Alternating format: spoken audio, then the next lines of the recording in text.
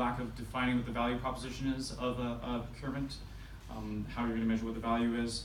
We talked a little bit about pay to play, so organizations using their pre-sale budgets to do work for, do innovative work, which is shutting out the small and medium business. We talked about sometimes you're representing a diverse coalition, and it's hard to get that coalition to agree that innovation is a good thing. That there's lack of funding for innovation, there's lack of prioritization of innovation, that the procurement process itself tends to be bureaucratic and apply some pressure not to be innovative.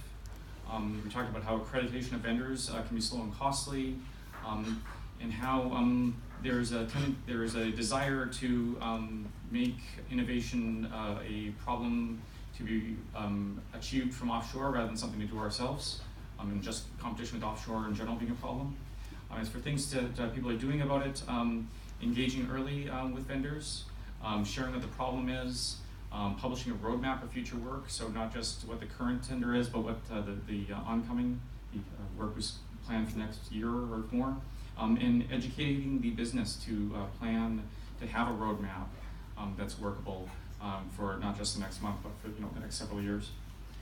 What changes are necessary? We need to share our solutions, both technical solutions and problem statements and whatnot. We need to level the playing field for small and medium businesses.